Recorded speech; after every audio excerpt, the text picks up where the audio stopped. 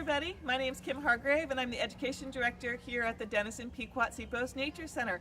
And not everybody thinks late February is the best time to take a hike, but I really enjoy this time of year as the snow is starting to melt and we're getting a little mud on the ground. So we thought we'd do just a short hike with you guys so you could see what's happening at the Nature Center right now.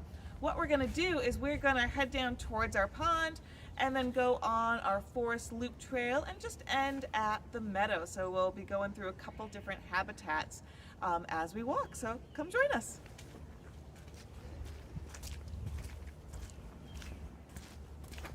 As you walk down through this area, lots and lots of mud right now, so good to have on some shoes. You don't mind getting a little bit dirty. This is also a great time of year to look for some tracks in the mud. Sometimes we get deer tracks through here, fox tracks, things like that.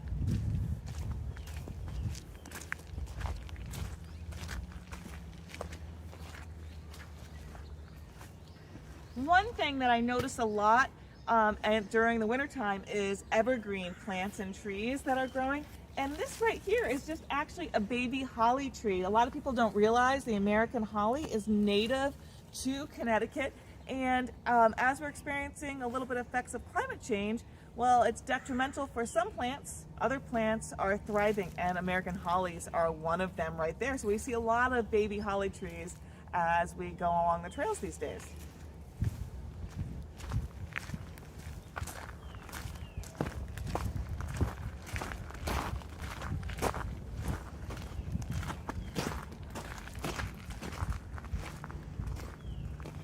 All right, this is Duck Pond right here at the Nature Center. So when you look at our map and you see the pond labeled Duck Pond, you kind of get a good idea of where you are. And this pond is a very shallow pond. It was actually a dug pond in the 1940s when the Nature Center was built. This pond was put in. And so it's surrounded by red maple swamp right here. And the pond has become very well established over the decades, and in it we have lots of different species. We have bullfrogs, green frogs, pickerel frogs, we get American toads in there, snapping turtles, painted turtles, all sorts of different creatures are there. And right now the majority of them are hibernating down in the mud underneath the ice of the pond right here. So you can still see it has that nice ice layer on it. Once that ice is gone, I would say in another week or two, we'll actually start seeing our painted turtles popping up. And they're going to do that. They want to get that stiffness out of their muscles, warm their bodies up so that they can start the spring season. So it's a great time of year just to always peek out to see what you can find around the edge of the pond. One thing that I did notice, where the pond is not safe for people to walk on right now, the deer have been trying it out a lot, and you can see these marks along the pond right there where the deer have walked. So you see their track patterns right in the ice, going out towards their little island and then back in.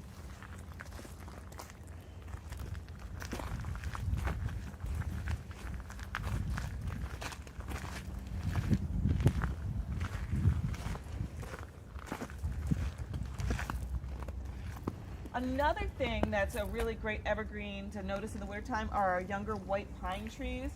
So if you look right here, we've got a small white pine tree that's growing, and this one just has some awesome whorled branches. Next time you take a look at a white pine, notice how the branches seem to all grow out in a little circle. So there's a circle here, and then this is a growth year, and then another layer of branches, and then another whorl of branches right up here. So you can start to estimate the age of white pines by those whorls on these younger trees. Once they get big, you can't do it anymore.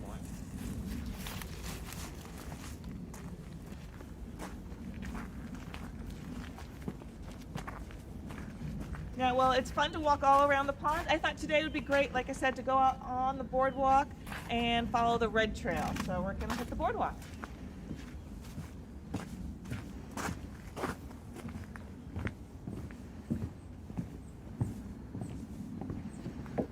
So this habitat that we're in right now is actually a red maple swamp. And so you'll see that they get a lot of standing water that's frozen over right now. And this provides good habitat for things like wood frogs and spotted salamanders, things like that.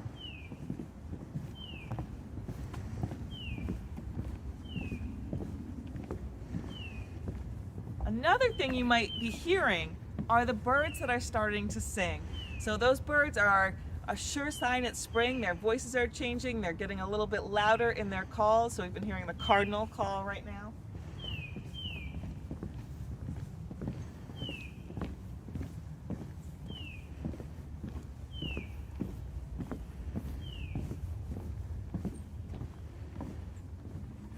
So these plants right here that are growing, they may not look so exciting in the wintertime, but this is actually high bush blueberry plants that are growing along the side of our boardwalk right here. One of the things that I noticed when I'm trying to identify plants in the winter sometimes is the color of their stems. And if you look underneath on the blueberry, you can see that it's green right here. So that's a good way to identify it. The other thing that I'm noticing is that the buds are getting just a little bit bigger. So they're just starting to swell up, another good sign of spring.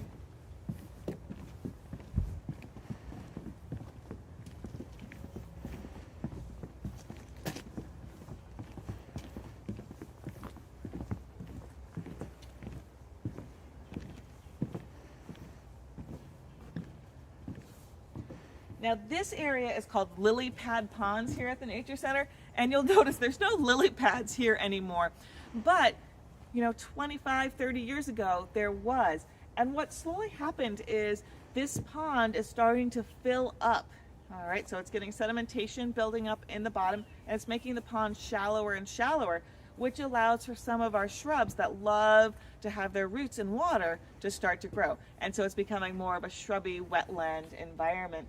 And so just glancing around at some of the plants that I'm seeing a lot of elderberry growing here. And so elderberry gets those purple berries. Some people like to take elderberry syrup for a cold or to prevent colds in the wintertime.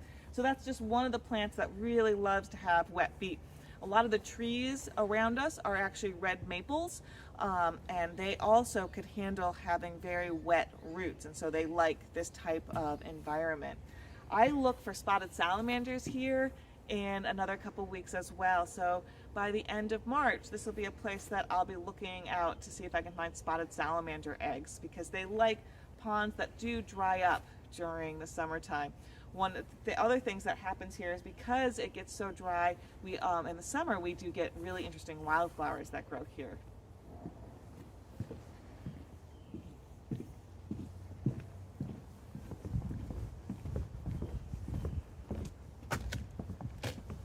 So just something that you should be able to identify year-round, which is poison ivy. So if you look right here, poison ivy grows on a vine right up the side of the tree right here. And you see how it's actually stuck to the tree? All right, so it's attached right to the tree. And you see these little rootlets that are coming off of it on both sides. So whenever you see a vine like this with these rootlets growing off, you know that's poison ivy. You can get poison ivy in the wintertime. So if you're like working with a log and you're cutting it, the sap will run out of the edge of those ends of the vine, and you can get it on your jacket, and then you go like this, and now you've got the oils across your face. So you want to be really cautious with poison ivy even in the wintertime. So it's not just the leaves that can cause a problem, but it's the vines as well.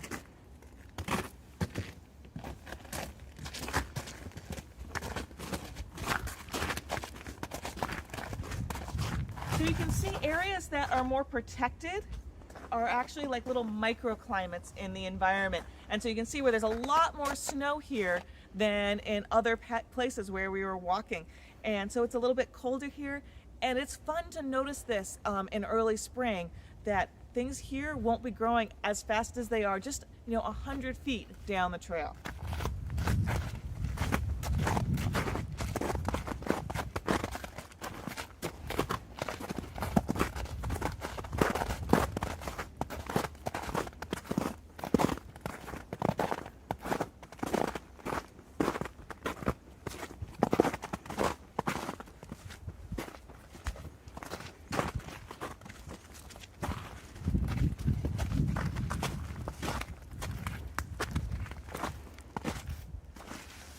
So this is one of my favorite places to notice a change in habitat. If we look down this direction and we look at where we were standing by the ponds, we can see how thick it is down there. And all those small plants are sweet pepper bush that are growing right there. And sweet pepper bush also like to keep their roots wet. And what'll happen is, as we pan up the hill right here, you'll suddenly notice how open it is. And that's because as you get too high up in elevation, those roots aren't able to get enough water and the sweet pepper bush doesn't grow as well there. So it's just kind of a neat thing to see as you walk along this trail. The other thing that I love is all of the ledges that we have here. And on the other side of that ledge, we have a stream that runs into that lily pad ponds area. And so you can see this high ledge right here. I love watching how the trees grow right over the top of the rocks. You can see their roots are spreading right along the top of the rocks and then going down.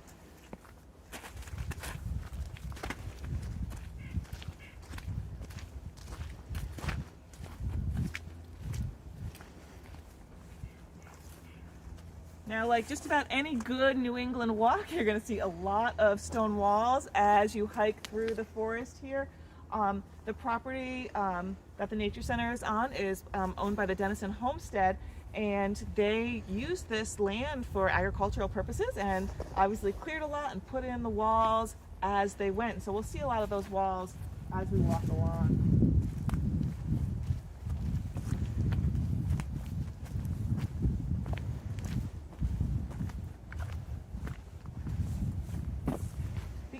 Thing to notice is that the trees here aren't gigantic. They're not really big around. They're pretty tall, but they're not that big around. And that's very normal here, showing that it's a younger forest. Most of these trees that I'm looking at are black birch trees, and they're one of the first trees that come into a field that's no longer being cultivated. And so we can see lots of black birch trees, and those black birch trees are eventually going to die, but underneath them then we'll get our oak trees and our hickory trees that can kind of grow in the shade, where black birch trees, they want to be just right in the sun, and so their babies can't actually grow underneath them, but the oaks and hickories can. So you'll notice that as we walk along too.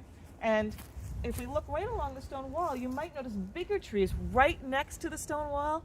Anytime you walk near a stone wall, notice that, because what happened was when those fields were plowed, the plows couldn't get close to the walls, and so those trees had a head start over the trees in the middle of the fields.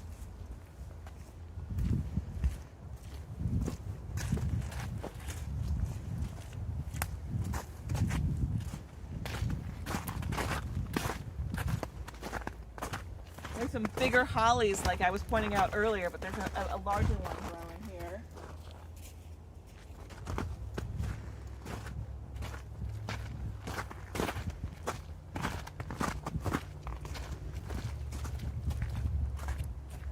Another really interesting tree at this time of year, it's finally starting to shed the rest of its leaves, are beech trees.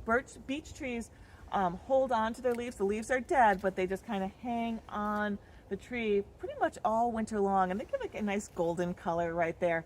And these leaves will fall off as the new leaves start to emerge. And if we look carefully, we can see the buds, and these buds are going to swell out into new branches and new leaves coming off the sides. So watch them, and it's so fun to feel them. They're really soft as they start to grow.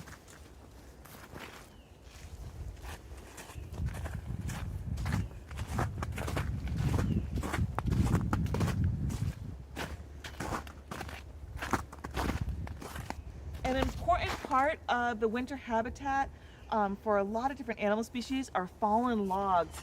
And you'll see those scattered throughout the woods. And this is really important. A lot of our insect species will hibernate underneath these logs. Also things like salamanders and other invertebrates like slugs, things like that, will all be underneath these logs for the wintertime. Also occasionally snakes, things like that. So this is a really important part of a winter habitat for our animals.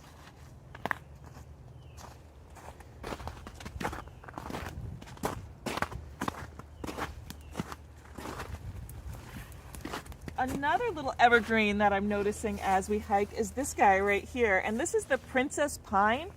And princess pine is actually not a pine tree, it's a club moss that grows on the forest floor, and it grows by runners usually. And so you'll see if we start looking a little bit more, you know, there's one here, it kind of goes back along this way and over around there. And these club mosses are really, they're just kind of a neat plant. They reproduce by spores instead of seeds. And so those spores will blow in the wind and hopefully land in an appropriate place. But really the best way for them to reproduce is by runners. And so when I was a child, you used to pick this for Christmas wreaths, things like that. You don't want to do that. So what I did was wrong, because when you pick it up all in one particular area, you can wipe it out from that area until a chance of a spore landing there and able to reproduce. So you really, if you see these princess pines, you want to leave them. They're called princess pine because the big pine trees were considered the queen's trees, and these would often grow in similar habitats, and so they were called the princesses.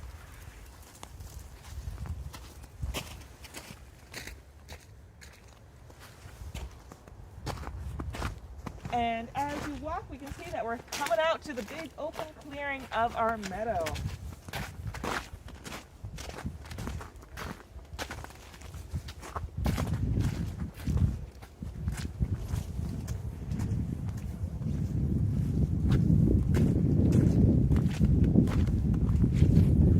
So the meadow provides a lot of habitat in the winter time, just as it does in the summertime. In the winter time, there's a lot of activity going on underneath the leaves and underneath the snow. When there was still snow there, mice were running underneath it, voles, things like that, and it was providing good hunting grounds for hawks and owls, depending on whether it was nighttime or during the day. There's insects that are in all of this kind of spongy leaf area right here. Actually provides a protected place for animals to be, because when the snow falls, it tends to not sink through all the way to the bottom. It doesn't push it all the way to the bottom, kind of is up here, and so animals can be underneath it.